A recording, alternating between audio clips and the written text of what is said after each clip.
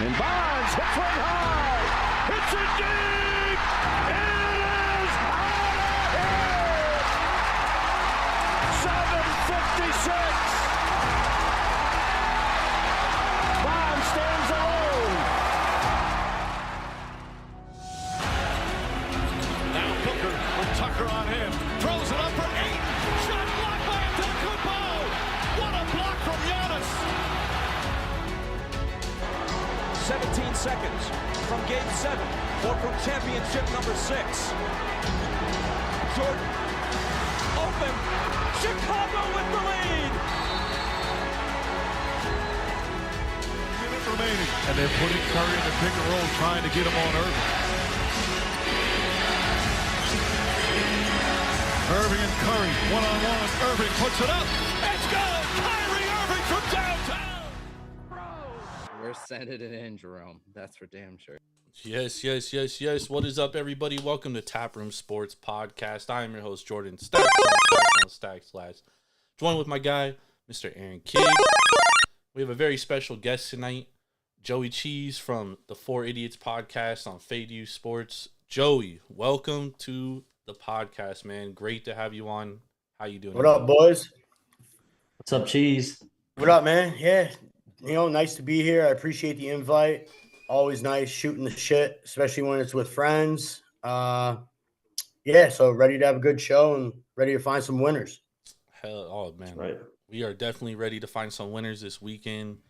Coming off a great Saturday, me and AK had, so we're looking to pile on that and roll it over. So excited to have you on, Joey. So I'm always stoked to get other people's voices and opinions and like their thought process on how they break games down and how they handicap. So I'm excited to get you on here.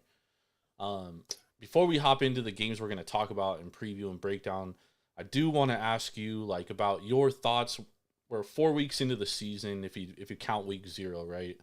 Like, what are your thoughts so far on the college football season, and maybe some surprises or disappointments that you've come across so far? Yeah, so, college football season, obviously week 4 now, we've seen lots of parity this year. We got teams that are supposed to be good looking like trash. We got some of the middle tier teams that have seemed to have taken a step up this year. I think it's great for football. A couple teams in particular, super impressed with Notre Dame, what they've been able to do with Hartman coming over from Wake Forest. Super impressed with Florida State, even though they didn't look great last weekend versus Boston College. Those of you that follow me on Twitter know that I'm high on Florida State. I gave them out a couple months back. Gave them out to win the Natty. Was my best bet week 1 versus LSU. I said they were going to smash them. They beat the fucking brakes off them. So that's a team that I'm super high on. Yeah. That's a team I'm super high on. We'll talk about them a little bit more later on in the show, but Bama's a team that seems to have fallen off the radar here. Played three quarterbacks now in 3 weeks. Yep. They went back to Milroe or whatever his name is this week for their big game this weekend. But that's a team that I've been not impressed with up until this point. I wanna ask you guys both something. Do you think that we've heard Nick Saban the past couple off seasons talk about like how he doesn't like NIL. Same thing with Dabo Swinney, and both these guys it seems that both of them are kind of falling behind the times now. Do you guys think that maybe Nick Saban, he's done everything he can. He's probably the greatest college coach of all time. Do you think it might be time for him to hang it up? Because this is 2 years in a row now we've kind of seen his teams be very un-Saban-like. Like they're very, very undisciplined, just not what we're used to seeing from Alabama. Do you think that it might be past his time? AK, go ahead. No, go ahead, Cheese. You're our guest, man. I'd love to hear what you got to say. Yeah, for me personally, I think that's a little bit of an overreaction, Jordan. I think Saban's the best at what he does for a reason. He's produced for, God, what seems like since I was 10 years old. Yeah. The dude always puts championship caliber teams on the field. They win big games. But to your point, though, the landscape of college football has absolutely changed. For sure, without a doubt. But I mean, you look at these young kids now. Granted that there's this NIL money. You got kids in college that are making $1 million a year and stuff. But push comes to shove, Kevin Smith from Florida would rather go to Alabama than Texas Tech. You know what I mean?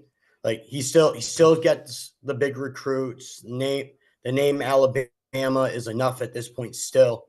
Same thing with the Patriots, like we see with Bill Belichick.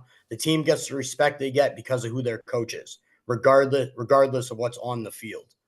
But yeah, I mean, I still think this Alabama team could still be filthy. I mean, we're talking about a team over 3 seasons and 3 games. It's still 39-5, right? There was always going to be a little regression to the mean with anybody. We'll see it with Georgia at some point, right? It just always happens. So I think it's a little bit of overreaction to say the times have passed Nick Saban. The biggest thing is trying to figure it out at the point man, and Cheese kind of touched on it, man.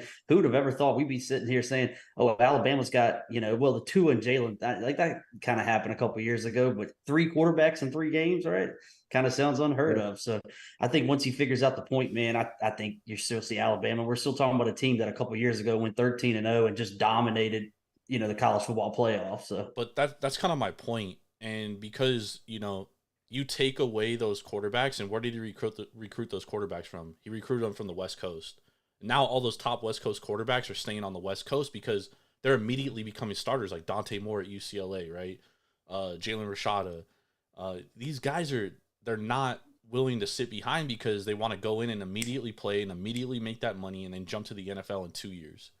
So that's my point, is like the days of like sitting behind guys is kind of long behind us. And like, I think Malachi Nelson, who was the top quarterback recruit this last year, who's sitting behind Caleb Williams, that's kind of it might be a little bit different because he has Lincoln Riley behind him. Lincoln Riley's produced 3 Heisman Trophy winners in 6 years, right? So I think, and the fact that also in the same aspect is, he's lost Sarkisian, he's lost Lane Kiffin, which recruited those guys. They recruited the Tuas, they recruited the Bryce Youngs, and now those guys are gone. I think it could be, he's got to go back to the well, I think, and kind of get that guy. And I thought when Cliff Kingsbury became available, when he got fired from Arizona, and Bill O'Brien got hired by New England, I was like, oh, dude, Alabama's going to throw the fucking Brinks truck at Cliff Kingsbury to be their offensive coordinator. They should have. They didn't. Yep. You know who did? USC, to just be an analyst there.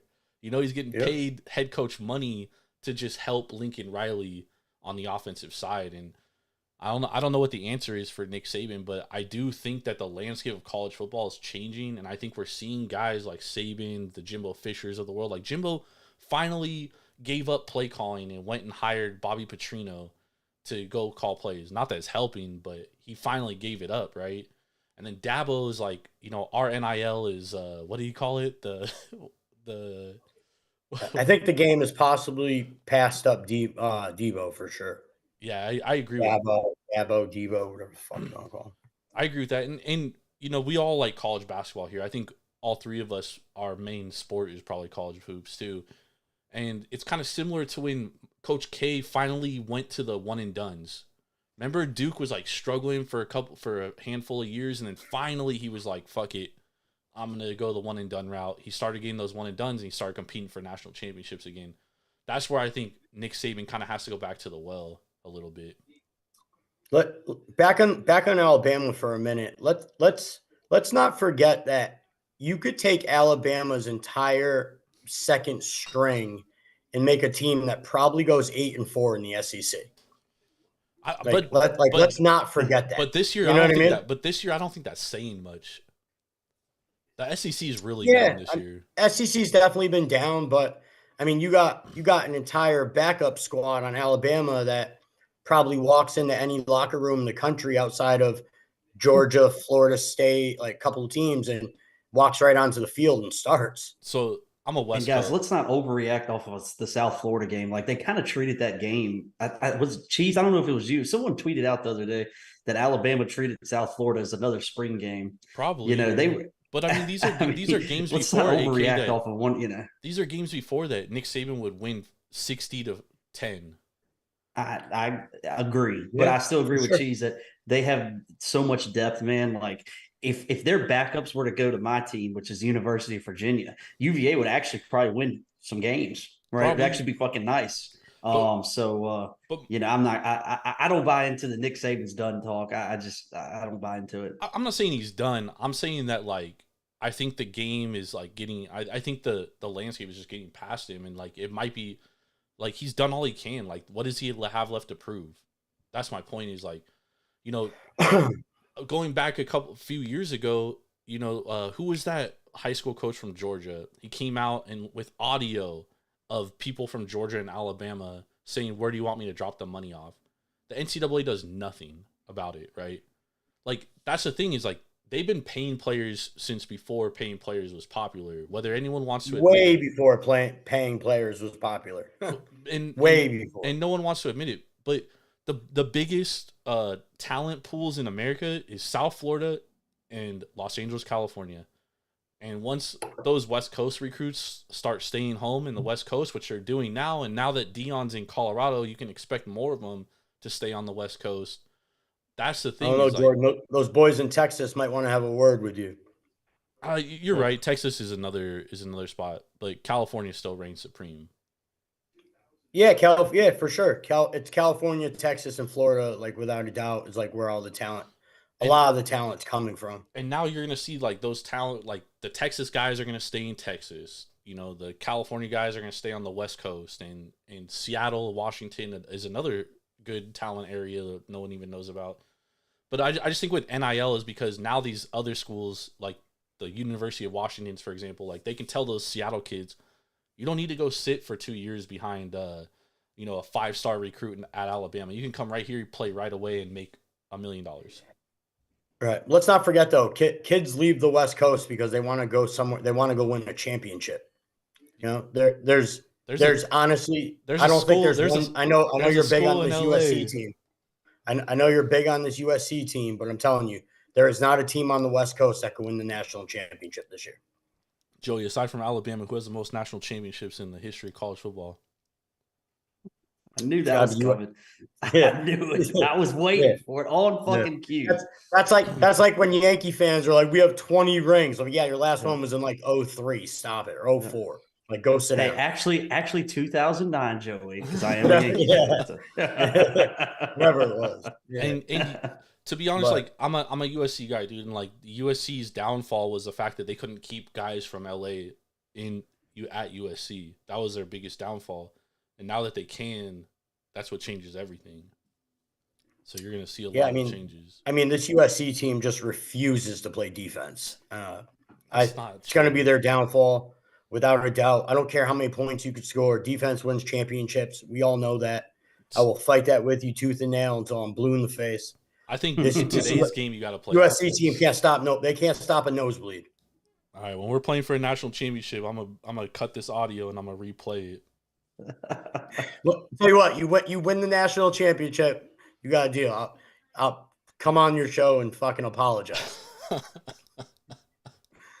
Oh, I love it. Oh man. All right, so oh my god. So what are some of your disappointments or some of your what is your two biggest surprises of college football so far? What's your two biggest surprises and your two biggest disappointments? So right now, my two biggest surprises would probably be what Notre Dame has put on the field. Like the product that they put on this field, like they are impressive. The change that from like going to Hartman this year is obviously it's been like world changing for this team. Like they have a quarterback who could throw the ball, they could finally score points. They play defense. They run the ball down teams' throats. I mean, they're top to bottom. They are definitely elite. With that said, I think they lose to Ohio State this weekend. But I love that segue. Yeah. With that said, I think they lose to Ohio State. And then Alabama, I mean, Alabama's huge. I think they've been a big disappointment up until this point. I mean, you hit the nail on the head with everything you said. I mean, it's a fraction of what we're used to with this team. You know, it's not the Alabamas of the past. And, you know, like that's the Alabama that we expect to see every year. The team that comes out, dominates, they're beating teams 50-3 and, you know, in contention for the national championship. To be completely transparent, before the Texas game, I bet Jalen Milroe to win the Heisman Trophy because I was like, all right, if he balls out against Texas, like he's going to drop significantly. Boy, was that a donation. Well, when they beat the absolute piss out of Ole Miss this weekend, your ticket might be looking all right. I hope so, Joe. I don't think that's dead by any means. I think all this, everything that's gone on in the Alabama locker room, I think is really causing uproar over there. And I think they come out and they punish Ole Miss this weekend. I agree with that. I thought that for Texas too, and I was fucking dead wrong about that. Told AK I'm a bet Alabama because I know on Saturday night I'm gonna regret not betting them. I regretted betting them. All right. Yeah. Hey, Cheese, I got a disappointment for you too. Is I'm kind of surprised by Texas Tech. Yeah. I mean, I'm done with that team ever since that play against Oregon. I'm done with them. Oh, you were on Texas Tech too? Of course I was. Yep. Sitting at the bar, getting absolutely loaded, almost smashed the television at the bar I was at. Yeah. So true story. So I have a handful on the game. Guy sitting next to me goes, "Oh, you're good. The only way they could lose is with a pick six." Yeah. I swear to God. Like not 1 minute before that happened, I wanted to lose it. Yep. So yeah, I'm extremely disappointed with Texas Tech. You know, getting beaten by Wyoming, right? Yep. Lose to Oregon in awful fashion. Might get their ass beat this weekend. Yep. So, I think they're catching 6, right? Yeah. Yep. Last I checked, they're catching 6. Yeah. Definitely a huge disappointment from a team that had bigger expectations this year. Yeah, so I actually came on this show and talked about Texas Tech, but I actually said on that show that I couldn't get there on the season win total just because it kind of became one of those darling plays, right, where everybody is like on Texas Tech. So naturally, I kind of fall off at that point. I'm so glad I didn't play their season win total over, which I think was either 7.5 or 8, and actually may have been 8.5 now that I think about it. And I was less than I'm just very surprised with that team. It was 7 when we were on the show. It was 7. Okay, yeah. So yeah, I mean, even over 7's dead. Yeah, I think it's tough to get there, man. I really do. Well, the loss against Wyoming just fucking that was terrible because I mean that's a win you're basically banking on. You know what I mean? Yep. That's one that everyone that bet that over checked off at the beginning of the season, except for this guy. Yeah, sort of like AK did last weekend with Memphis versus Navy. That was one that he needed. Yep. Same thing. Like you lose that game, it changes everything. Well, it's funny because that was definitely a turn. Like it could go. It's either I'm turning right or I'm turning left. Thankfully, Correct. I'm turning right. So we're both on Kansas over win total, and I was on Nevada plus 28 last week. And during the middle of the game, I'm trying to live bet Nevada to win the game outright, plus 750, plus 800. And the book keeps rejecting my bet, rejecting. And AK's like, he's like, dude, we need him to win. I was like, I don't care. Like, it's too good of a number. Like, this game's too close. It might win. He's like, well, I'll take your action. I was like, all right. I gave him 6-1 on it. Yeah. They actually got a little sweaty there. It got sweaty at the end, man. It did. But, I mean, as a Kansas ticket holder, like, you know, that was kind of a hedge on my win total bet, right? Like, if they were to lose outright in that game and I covered and I hit that bet, then, you know, all is well. If not, then, you know what? My ticket's still alive. Because if Kansas loses that game, win total on that bet's probably dead. Yep. But yeah, I'm not high on this Kansas team like you guys are, but they proved me wrong. I bet against them a couple weeks ago and they smashed me. Jordan was on Illinois that game too. Yeah, it was Daniel's first game back, right? Yep. I thought he was gonna be rusty. Yep. Came out looked like fucking old school Marcus Mariota, just fucking killed everyone. Yeah. And then against Nevada. The thing about Kansas is it's like South Alabama too. They're two of the most veteran-laden teams in the country, so that's why I liked them. It's another reason why we all love South Alabama. You don't hear about teams returning 90% of their starters anymore. 22 starters from last year came back. Yep. Yeah. Same with 11 on offense, or 11 on defense, not 10 on off. Some shit. I think it was 22 starters. Yeah, it was. Yep. All right, we're going to take a quick break real quick, get a word from one of our sponsors, and then we'll be right back to break down our 3 games. So we'll be right back. Sports bettors, you need to download Sharps, the better social network. With Sharps mobile app, you can tailor your friends' bets with one click. So you bet and boom, it will open in your corresponding sportsbook. Sharp securely connects to major sportsbooks like FanDuel, MGM, Caesars, and more. So you can not only track your bets, but share your bets in creative ways. So gather the degens, download Sharps for free, and join our fast-growing sports betting community.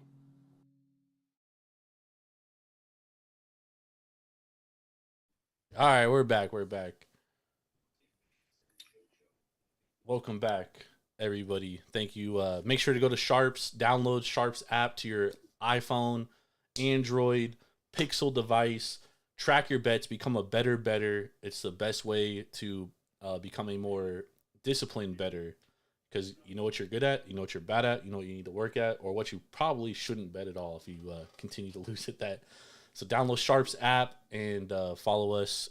We are on there. Use promo code Jordan517. All right, fellas, let's hop into some games for next week, or for this week. Week 4, week 3. Is it week 3 or week 4? It's technically week 4. Technically, yeah. Technically week 4. ESPN has it listed as week 4. Yeah. On the top of the screen for college football. They have it like week 4. Yeah. Kind of feels like week 5, but that whole week 0 I've been calling it week 4. Yeah. The week 0 always throws me off. But all right, so the first game we're going to talk about is Oregon State versus Washington State, and I know both of you guys have some opinions on this game. You guys talked about it earlier on Twitter or X or whatever the hell everyone wants to call it now. Currently, this game is Wazoo's catching 2.5 to 3 points depending on the book. Oregon State obviously laying it. What's the total right now? Sorry, 59. 59. 58. Yeah, I saw 58.5 earlier. Yeah. Thank you for that. So 58.5, 59, depending on the book. So I'm gonna let you guys. Joey, we'll go to you first because you're the guest. What do you think about this game here? So I kind of gave it away on Twitter earlier, talking with Aaron. So for me, it's Oregon State or pass. I haven't seen one person that likes Oregon State yet. For me, it wasn't high on DJ Ugagawali, however you say his last name, coming into the season. But I mean, the dudes look good.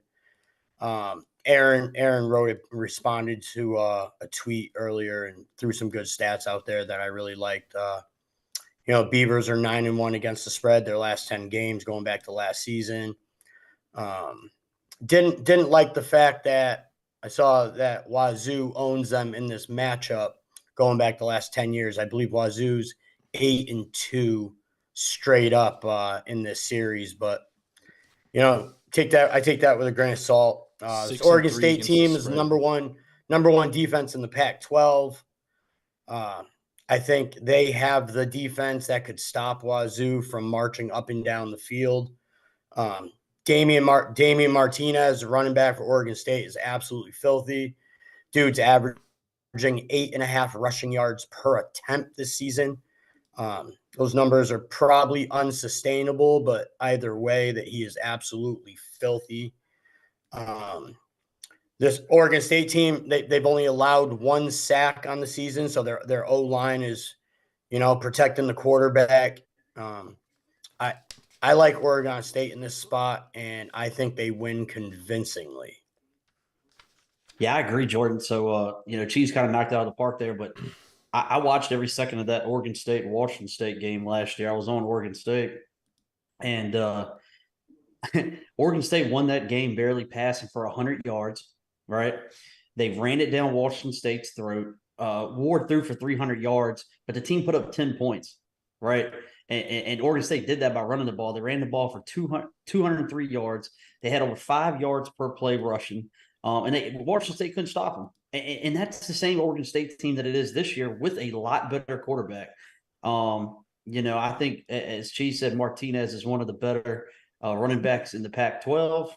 I think Oregon State wins handily as well. So I haven't played this game, but I am leaning really. I'm almost there with Oregon State, guys. If it ends up running off to like a pick 'em or something like that, I may fire Oregon State. I don't think it's going to go down that far because it keeps every time it goes to 2.5, it goes back up to 3.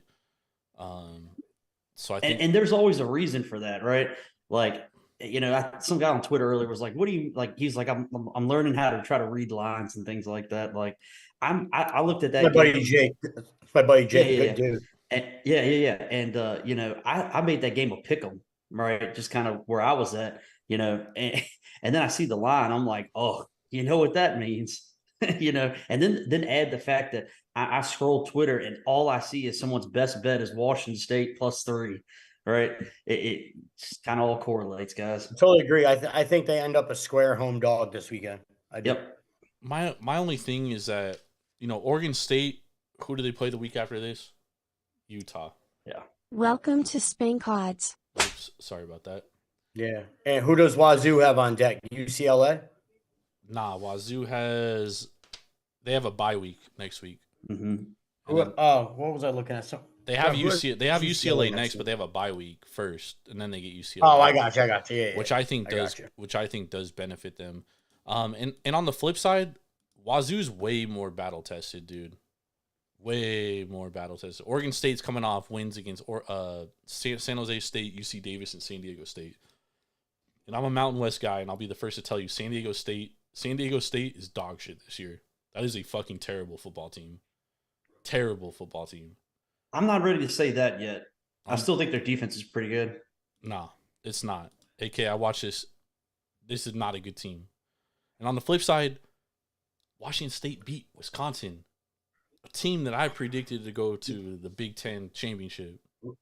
Listen, Jordan, this is not Wisconsin 2018, pal. They got a better. This Wisconsin team is garbage. They got a real quarterback though for the first time ever. This team is not good, Jordan. Watch them play football, dude. They are not good. That is not a good win. Yep, I agree. I 100% agree. Me and Jordan kind of went back and forth about Wisconsin on our Big Ten preview this year, and I said the same thing, Cheese. So I love hearing you coming on here and saying that. So that was supposed to be a great win, and it turns out that is not even a good win. Yep. I wouldn't go that far in saying that. Yeah, I agree. It's a good win, but it's not a great win. It's not beating Penn State. I promise you that. Yeah, I mean, that might be true, but I mean, Penn State, Ohio State, and Michigan still play in the same conference, so not all three of those teams are going to get to the Big Ten championship. Right. So, I mean, I think Oregon State's a better team. I do. I thought Oregon State was a dark horse for the Pac-12 this year, and I thought Washington State was going to be dog shit, but Cam Ward has, I mean, that kid's special, bro. He could play quarterback. And Washington State lost a lot on defense. They lost a lot on offense, but they're still clicking along, dude. You know what I mean? And maybe this is the game that kind of stalls them because Oregon State does run the ball really well. Oregon State's offensive line is phenomenal. Oregon State, it's probably one of the best in the country, Jordan. Actually, yeah. Oregon State in success rate in rushing, #1 in the country. Yep. 62%. Washington State is running into a defense this weekend that could fucking shut them down. Yeah, but on the flip side, like their defense has been good.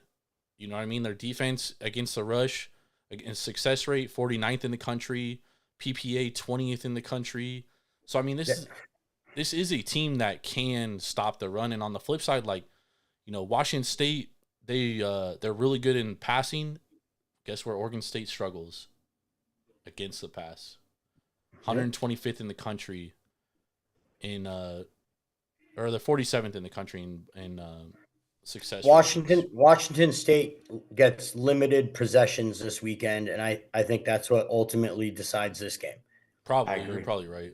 I think their defense spends a lot of time on the field. I mean, if you're Oregon State and John Smith, I mean, that's the goal, right? You want to limit possessions, run the clock out, kind of take care. I think it has to be. Take care of business there. I mean, I'm high on the. I don't want no parts in this game. I just I see where people are coming from taking Wazoo, but I also see where people are coming from taking Oregon State. I think this is a game where we're kind of we'll learn about both these teams, in my opinion. Because Washington State, they beat the fucking brakes off Colorado State. And Colorado State, they physically dominated Colorado, dude. Physically dominated them in the trenches. They were just more physical of a team. And they got physically dominated by Wazoo. And Oregon State's strength is being more physical than their opponent, dominating the trenches. So does that hold up? That's my question. I don't know. I don't know what the answer is, to be honest. That was a big game. That was a big game for Colorado State. They played their Super Bowl last weekend. Oh, for sure. Yeah, it definitely meant a whole lot more to Colorado State than it did Colorado. I promise. Yeah. Let me just tell you, my best bet this weekend involves that game this weekend. So we'll talk about that in a little bit. Middle Tennessee.